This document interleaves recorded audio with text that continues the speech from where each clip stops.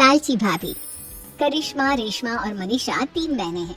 उनका एक भाई भी है, मयंक। मयंक अपनी बहनों को बहुत प्यार करता है, लेकिन मयंक की पत्नी सविता इस मामले में मयंक से बिल्कुल ही अलग है।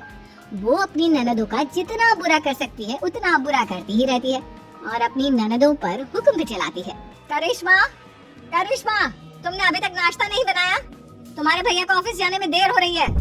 हाँ भाभी, बस अभी बनाती हूँ। करिश्मा, तुम ये ढीलापन छोड़ दो। कल को पराये घर जाना है। वहाँ अगर तुम इस तरह से काम करोगी तो लोग क्या कहेंगे कि माँ ने और भाभी ने कुछ सिखाया नहीं।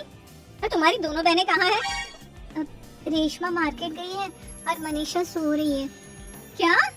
सुबह के 8 बज रहे हैं और ये महारानी अभी भी सो रही है? ये कहते हुए सविता अपनी सास दुर्गा देवी के पास जाती है। माँ जी, देख रही हो अपनी बेटियों के तौर तरीके? क्या हुआ बहू, सुबह सुबह क्या कर दिया मेरी बेटियों ने? अरे एक तो अभी अभी उठकर किचन में गई है, दूसरी सुबह सुबह बाहर चली गई और तीसरी अभी तक सो रही है। क्या करूं मैं इन दिनों का, मैं तो परेशान हो गई हूँ। जा जाकर उठा उसे और रेशमा से मैं बात करती हूँ। सविता सीधा मनीषा के कमरे में जाती है और उससे कहती है, महारानी जल्दी उठो, सूरज सर पर आ गया है। भाभी थोड़ी देर और सोने दो ना, मैं रात को लेट सोई थी। वो क्या ना यूनिट टेस्ट चल रहे हैं। शराफत से उठती है या नहीं, या फिर पानी की भरी बाल्टी डालूं तेरे ऊपर? नहीं भाभी, मुझे बिस्तर में नहीं लाना, उठती हूँ मैं। मनीषा जल्दी से उठकर बाथरूम में चली जाती है। सभी आराम से बैठकर नाश्ता कर रहे होते कि तभी रेशमा बाजार से हाथ में सामान लिए आ जाती है। रेशमा को देखते ही सविता उस पर बरस पड़ती है। लो, आ गई महारानी। ऐसा भी क्या सामान लाना था जो सुबह आंख मलते ही बाजार की तरफ रवाना हो गई?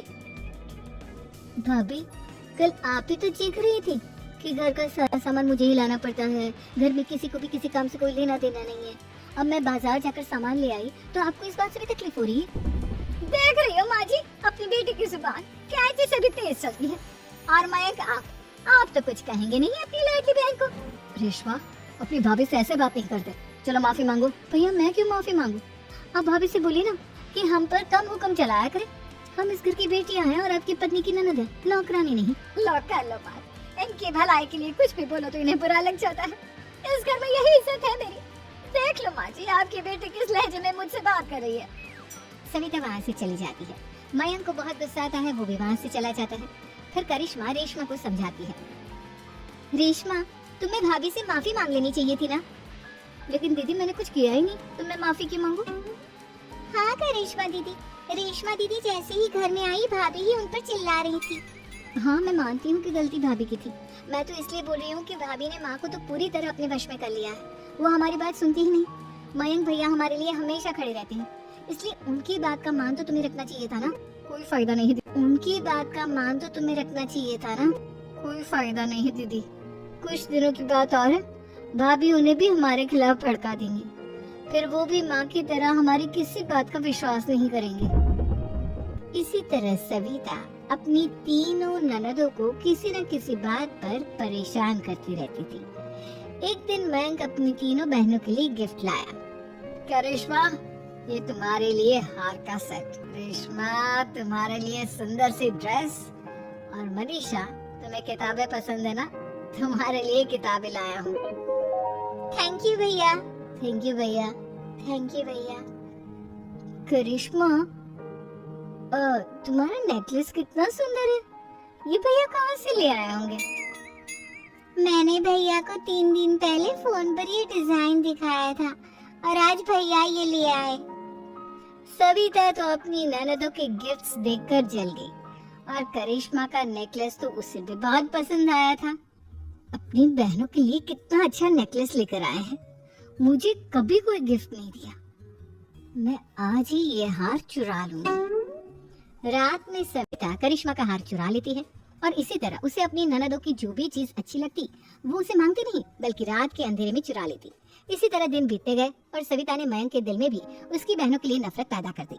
एक दिन मयंक ने करिश्मा और रेशमा के लिए रिश्ता देखा और ये बात उसने घर में सबको बताई। माँ, करिश्मा और रेशमा के लिए बहुत अच्छा रिश्ता आया है। वो लोग कल इन्हें देखने आ रहे हैं। आप और सविता मिलकर सारी तैयारी कर लेना। ये सुनकर करिश्मा और रेशमा खुश हो जाती हैं, लेकिन सविता सोचती है अगर इन दोनों बहनों की शादी हो गई तो घर और बाहर का काम कौन करेगा? मनीषा तो एक नंबर की कामचोर है, उससे तो किसी बात की उम्मीद लगाना ही बेकार है। मुझे इस शादी को रोकना होगा। अगले दिन सभी लड़के वालों के स्वागत की तैयारी करने में लगे होते हैं। तभी मयंक अपनी बहनों से आकर कहता है, तैयार हो गई तुम दोनों? देखो दोनों लड़के बहुत अच्छे हैं, मैं कोई कसर नहीं छोड़ना चाहता, इसलिए तुम उनके सामने अच्छे से बिहेव करना और अपनी भाभी से लड़ने मत लग जाना। करिश्मा, तुम वो नेकलेस पहन लो ना जो मैं तुम्हारे लिए लाया था। भैया, मैं बहुत देर से वो नेकलेस ढूंढ रही हूँ लेकिन मुझे मिल ही नहीं रहा। क्या तुमने नेकलेस खो दिया? तुम्हें पता भी है वो कितना महंगा था?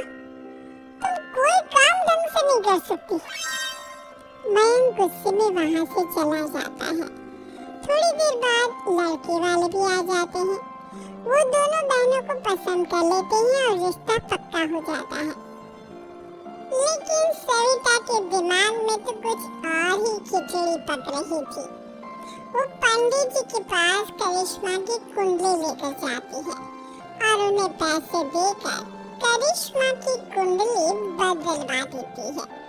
जब लड़के वालों के पास करिश्मा की कुंडली जाती है तो वो दुर्गा को फोन करते हैं।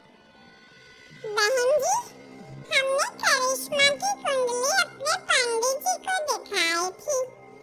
आपकी बेटी की कुंडली नहीं बल्कि दोषों का पिटारा है। देखिए, मैं और मेरे पति इन सब बातों में बहुत विश्वास करते हैं, इसलिए हम आपकी बेटी से अपने बेटे की शादी नहीं करा सकते। इस तरह करिश्मा का रिश्ता टूट जाता है और सभी घर वालों को बहुत दुख होता है। अब कविता सोचती है, चलो करिश्मा का तो रिश्ता टूट गया, अब रेशमा का भी रिश्ता तोड़ना है। क्या करूं? अब सविता आवाज बदलकर किसी अननोन नंबर से रेशमा के होने वाले ससुराल में फोन करती है। हेलो, मैं कौन हूँ कौन नहीं ये आपके लिए जानना जरूरी नहीं, बस इतना सुन लो कि रेशमा का 2 साल से किसी के साथ अफेयर चल रहा है। बस रेशमा का रिश्ता तोड़वाने के लिए सविता का इतना कहना काफी था। अब रेशमा का भी रिश्ता टूट गया। मयंक और दुर्गा देवी ने रेशमा को खूब खरी खोटी सुनाई और उससे बार बार उस लड़के के बारे में पूछने लगी। आप दोनों मुझे क्यों परेशान कर रहे हो? अरे कोई लड़का होगा मेरी लाइफ में तो मैं बताऊंगी ना। जब कोई है ही नहीं तो कहाँ से लाऊं मैं कोई लड़का? तो तेरे होने वाले ससुराल वालों को फोन किसने किया था? माँ, मैं नहीं जानती किसने फोन किया था। मैं सच कह रही हूँ, मैं तो पहले ही कह रही थी इसकी लगाम खींच कर रखो, लेकिन मेरी सुनता ही कौन है? आप चुप रहिए भाभी, ये सब आपका ही किया धरा है। अब तीनों बहनों को विश्वास हो जाता है कि ये सब उनकी भाभी ही कर रही है। तीनों बहनें अपनी भाभी को सबक सिखाने के लिए एक वकील कर लेती है और घर में हिस्सा मांगना। देखो भैया, माँ बाप की जायदाद में जितना बेटों का हक होता है उतना ही बेटियों का, इसलिए इस घर के 4 हिस्से होंगे और हमें अपना हिस्सा चाहिए। मैंने तुम्हारे लिए क्या क्या नहीं किया और तुम इस घर में हिस्सा मांग रही हो? भैया, आप और माँ हम बहनों की कोई बात नहीं सुनते हो और भाभी हमारी शादी नहीं होने देगी क्योंकि उन्हें लगता है कि आप हमारी शादी में ज्यादा पैसा लगाओगे और उन्हें हम जैसी फ्री की नौकरानी कहाँ मिलेगी। तो हम भाभी के साथ तो रह नहीं सकते, हम बहनों को अपना हिस्सा चाहिए। अरे तुम्हें शर्म आनी चाहिए अपनी भाभी पर ऐसा इल्जाम लगाते हुए। वो तुम्हारे बारे में कितना सोचती है। हाँ माँ, भाभी हमारे बारे में बहुत सोचती है, दिन रात बस यही सोचती रहती है कि किस तरह से अपनी तीनों ननदों को परेशान करूं और कभी मुझे पढ़ने भी नहीं देती। दोनों बहनों का रिश्ता भी तो इन्होंने ही तोड़वाया है और रात में हमारे कमरे में आकर हमारी चीजें भी चुराती हैं। इसी तरह सविता की तीनों ननदें अपनी बात पर अड़ी रही। अब कोर्ट में तारीख भी शुरू हो गई। जब सविता को लगा कि उसकी तीनों ननद इतनी आसानी से नहीं मानने वाली, तो उसने अपने पति और सास को सारी सच्चाई बता दी और अपनी तीनों ननद से माफी मांगी। मयंक और दुर्गा को भी अपनी गलती का एहसास हो गया। अब सविता खुद करिश्मा और रेशमा के लिए अच्छा रिश्ता ढूंढती है और उनकी शादी करवाती है।